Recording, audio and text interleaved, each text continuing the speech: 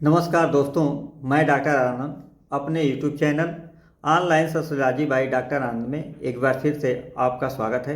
दोस्तों, अपने YouTube channel के माध्यम से यूपी बोर्ड परीक्षा 2024-25 हेतु कक्षा 12 समाजशास्त्र के बहुत ही महत्वपूर्ण टॉपिक सामाजिक संस्थाएं, निरंतरता एवं परिवर्तन के महत्वपूर्ण प्रश्नों तथा उसकी व्याख्या लेकर आया हूं, जो यूपी बोर्ड परीक्षा में पूछे भी गए हैं और 2025 में पूछे जाने की पूरी संभावना है।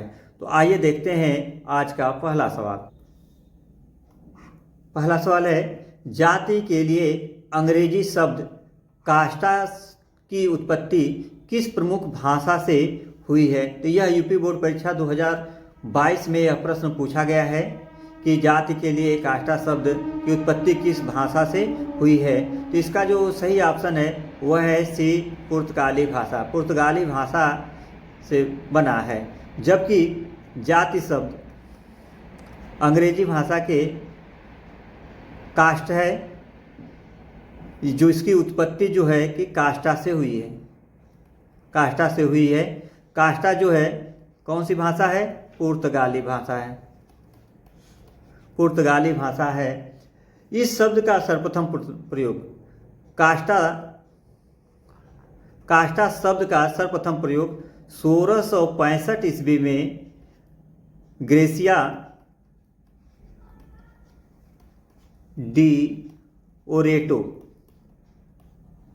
ने प्रयोग किया था। यानी जो कास्टा शब्द का सर्वप्रथम प्रयोग जो है कि 1665 ईस्वी में ग्रेसिया डी ओरेटो ने किया है, जबकि मजुमदार एवं मदान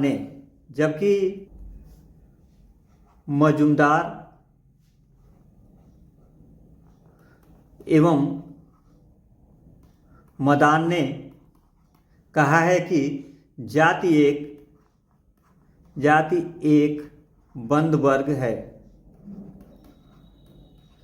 अर्थात एक बार जिस जाति में किसी भी व्यक्ति का जन्म हो जाता है तो वह जन्म से लेकर मृत्यु तक उसी जाति में वह बना रहता है। तो इसीलिए मजुमदार एवं मदान ने कहा है कि जाति क्या है? एक बंद वर्ग है। तो बहुत ही महत्वपूर्ण प्रश्न है और यह कई बार प्रतियोगी परीक्षा में भी पूछा गया है और यूपी बोर्ड परीक्षा में भी पूछा गया है और यूपी बोर्ड परीक्षा 2025 में इस प्रश्न को आने की पूरी संभावना है। अगला प्रश्न है कि जनजातियों को किसने पिछड़ा हिंदू कहा है?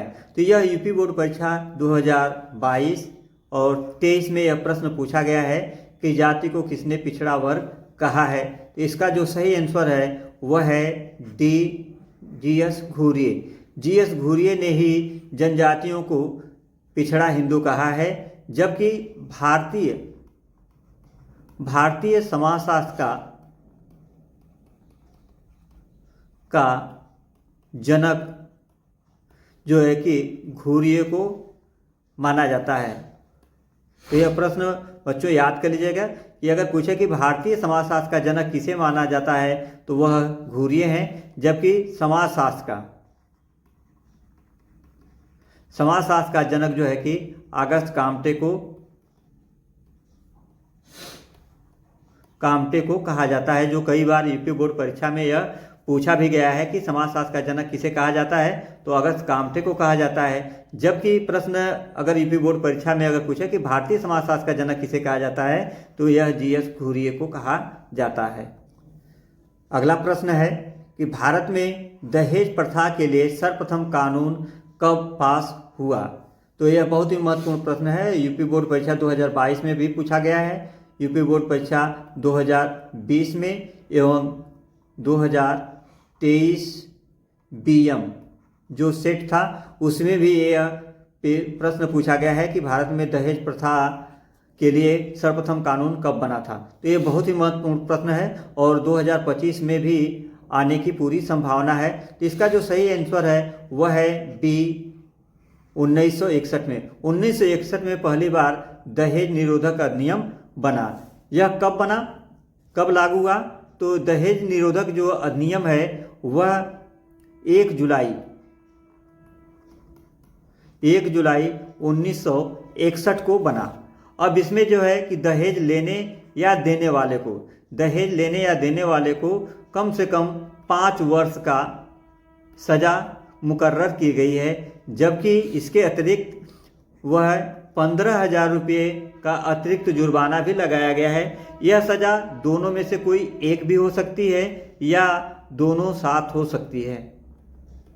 तो इसलिए जो सर्वप्रथम दहेज अधिनियम जो बना वह 1961 में बना, और कब लागू हुआ तो 1 जुलाई 1961 में लागू हुआ, और इसे लेने और देने वाले के लिए 5 वर्ष या 15,000 रुपया या दोनों की सज़ा मुकर्रर हो सकती है। अगला प्रश्न है, किसने कहा कि हम समितियों के सदस्य होते हैं न कि संस्थाओं के? तो यह बहुत ही महत्वपूर्ण प्रश्न है कि किसने कहा कि हम समितियों के सदस्य होते हैं न कि संस्थाओं के। तो यह जो कहा है, इसका जो सही आंसर है वह है ए, मैकआइवर एंड पेज। मैकआइवर एंड पेज ने ही कहा है कि हम समितियों के सदस्य होते हैं न कि संस्थाओं के। मैकआइवर की जो महत्वपूर्ण पुस्तक है, जो कई बार यूपी बोर्ड परीक्षा में भी पूछा गया है और प्रतियोगी परीक्षा में भी पूछा गया है, तो यह पुस्तक है सोसाइटी। यह सोसाइटी बहुत ही महत्वपूर्ण पुस्तक है जो मैकआइवर की है और कई बार यह परीक्षा में पूछा गया है। अगला प्रश्न, भारतीय परिवार का परंपरागत स्वरूप है। तो यह यूपी बोर्ड परीक्षा 2023 में पूछा गया है कि भारतीय परिवार का परंपरागत स्वरूप क्या है। तो इसका जो सही आंसर है वह है बी, संयुक्त परिवार। संयुक्त परिवार किसे कहा गया है? जिसमें माता पिता,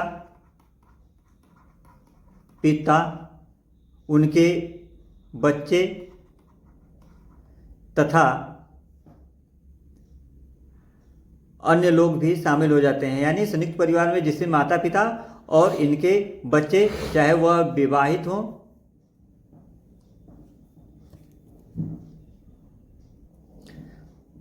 अगला प्रश्न है, भारतीय परिवार का परंपरागत स्वरूप है।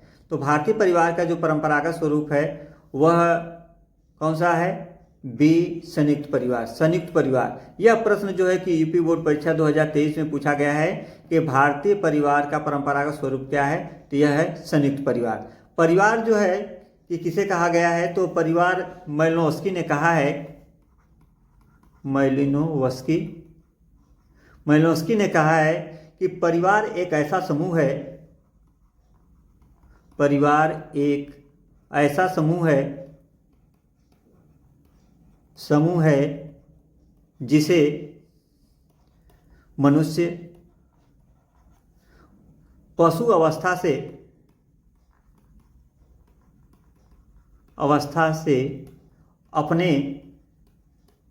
अपने साथ लाया है। यानी परिवार का अस्तित्व तब से है जब से मानव पृथ्वी पर जन्म लिया है।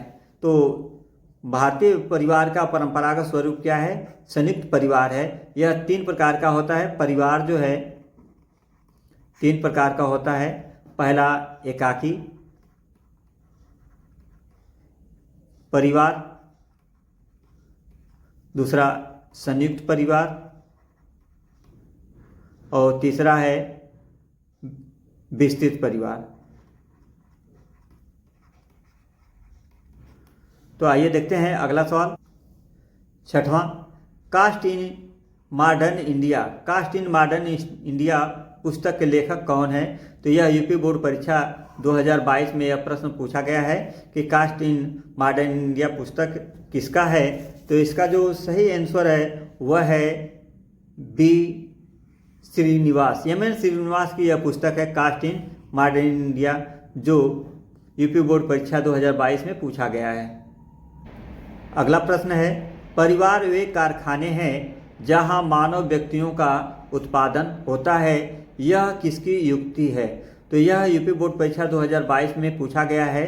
तो यह इसका जो सही आंसर है वह है ए, पार्सन्स ने ही कहा है कि परिवार वे कारखाने हैं जहां मानव व्यक्तित्व का उत्पादन होता है। तो आइए देखते हैं अगला सवाल।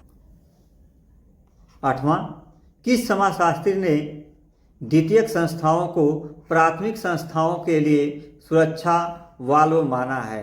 किस समाजशास्त्री ने द्वितीयक संस्थाओं को प्राथमिक संस्थाओं का सुरक्षा वाल्व माना है? तो इसका जो सही आंसर है वह है ए पार्सन्स। पार्सन्स ने ही कहा है कि द्वितीयक जो संस्थाएं हैं वह क्या है, प्राथमिक संस्थाओं के लिए सुरक्षा वाल्व काम करती हैं, सुरक्षा का काम करती हैं। तो बहुत ही महत्वपूर्ण है और यह यूपी बोर्ड परीक्षा 2025 में आने की पूरी संभावना है। तो दोस्तों इसे याद कर लीजिए। अगला प्रश्न है, जाति एवं वर्ग में कौन सा गुण समान है? जाति एवं वर्ग में कौन सा गुण समान है? तो यह यूपी बोर्ड परीक्षा 2020 में यह पूछा गया है कि जाति और वर्ग में कौन सा गुण समान है। तो इसका जो सही आंसर है वह है बी उपलब्धि। उपलब्धि में जाति और वर्ग के गुण क्या हैं, समान है। वर्ग किसे कहेंगे? जाति जो है कि जन्म पर आधारित होती है। जाति जो है कि जन्म पर आधारित होती है, यानी कोई भी व्यक्ति एक बार जिस जाति में वह क्या कर लेता है, जन्म ले लेता है, तो वह जीवन पर्यंत उसी में बना रहता है और उसके पश्चात ही, उसके मृत्यु के पश्चात ही उस जाति से उसका छुटकारा मिल पाता है। जबकि वर्ग क्या है? जाति के अतिरिक्त हम किसी भी आधार पर अगर हम व्यक्तियों को वर्गीकृत करते हैं, व्यक्तियों को अलग अलग बांटते हैं, तो वह क्या है, वर्ग है।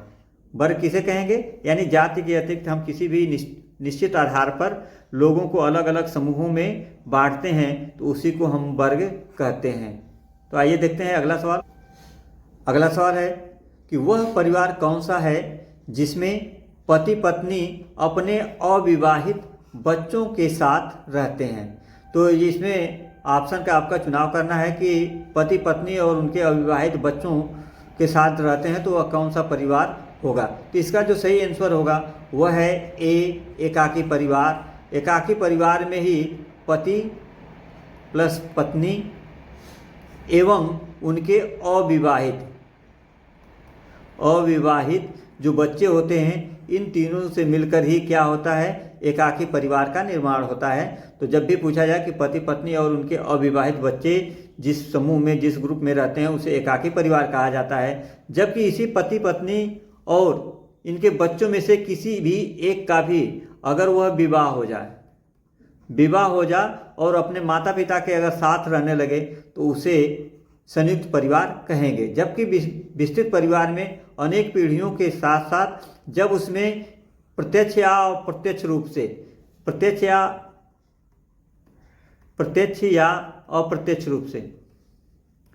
रूप से जब कोई रिश्तेदार आकर के रहने लगे, तो उसे हम क्या कहते हैं, विस्तृत परिवार। तो इसका जो सही ऑप्शन होगा कि पति पत्नी और उनके अविवाहित जो बच्चे साथ में रहते हैं, तो उस परिवार को हम कहते हैं एकाकी परिवार। तो यह बहुत ही महत्वपूर्ण प्रश्न है और यूपी बोर्ड परीक्षा 2025 में आने की संभावना है। तो आइए देखते हैं अगला सवाल। 11वां, जाति का संबंध है। यह यूपी बोर्ड परीक्षा 2022 में पूछा गया है कि जाति का संबंध किससे है? तो जाति का जो संबंध है वह है ए जन्म से। जाति का जो संबंध है वह क्या है, जन्म से है। तो आइए देखते हैं अगला सवाल। 12वां, किसने कहा कि जाति एक बंद वर्ग है? यह बहुत ही महत्वपूर्ण सवाल है, जो ऊपर भी इसकी काफ़ी व्याख्या की गई है। तो यूपी बोर्ड परीक्षा 2023 BL और 2023 BM, यानी दोनों सेटों में 2023 में यह प्रश्न पूछा गया है कि जाति एक बंद वर्ग है, किसने कहा है? इसकी उपयुक्त काफ़ी व्याख्या की गई है। तो इसका जो सही आंसर है वह है ए DN मजुमदार। DN मजुमदार ने ही कहा है कि जाति एक क्या है, बंद वर्ग है। तो आइए देखते हैं अगला सवाल। 13वां, निम्न में से कौन सी जाति की विशेषता नहीं है? यह नकारात्मक क्वेश्चन पूछा गया है कि कौन सी जाति की विशेषता नहीं है। तो यह यूपी बोर्ड परीक्षा 2022 में यह प्रश्न पूछा गया है कि जाति की विशेषता कौन सा नहीं है। तो यह प्रश्न का जो सही आंसर है वह है बी व्यवसायिक भिन्नता। व्यवसायिक भिन्नता जो है कि जाति की विशेषता नहीं है, जबकि जाति की विशेषता है जन्म पर आधारित होता है, भाषा में समानता पाई जाती है, इसमें स्त्रीकरण पाया जाता है। जबकि जाति में विवाह संबंधी विवाह संबंधी क्या पाया जाता है? प्रतिबंध पाया जाता है। यानी कोई भी जाति है तो उस जाति का व्यक्ति अपने जाति के ही अंदर वो विवाह कर सकता है, दूसरे जाति के साथ विवाह नहीं कर सकता। यह जाति में क्या है? एक ये भी विशेषता पाई जाती है। जबकि जाति की सदस्यता क्या होती है? जाति की सदस्यता जन्मजात होती है, जन्म से होती है। यह बहुत ही महत्वपूर्ण प्रश्न है, तो बच्चों इसे आप याद कर लीजिएगा। 14 जाति क्या है? यह यूपी बोर्ड परीक्षा 2023 में पूछा गया है कि जाति क्या है। तो यह जाति जो है, इसका जो सही आंसर है वह है बी। जाति क्या है? बंद वर्ग है। पहले ही बताया जा चुका है कि जाति का जो सदस्यता होती है वह जन्म पर होती है। व्यक्ति चाहे कितना योग्य हो या अयोग्य हो, व्यक्ति की जो सदस्यता मिल सकती है, जाति की जो सदस्यता, उसका एक ही आधार है, वह है जन्म, न कि किसी अन्य आधार पर पा सकता है। तो जाति क्या है? जाति का यह जो सही ऑप्शन है वह है बी। जाति क्या है? बंद वर्ग है। तो मित्रों, अगर मेरे द्वारा बताया गया, समझाया गया यूपी बोर्ड परीक्षा के महत्वपूर्ण प्रश्नों का कलेक्शन जो किए हैं, तो यह अगर आपको अच्छा लगे तो मेरे channel online sociology by doctor Anand में आप लाइक करें, सब्सक्राइब करें और मित्रों के साथ शेयर करें। धन्यवाद।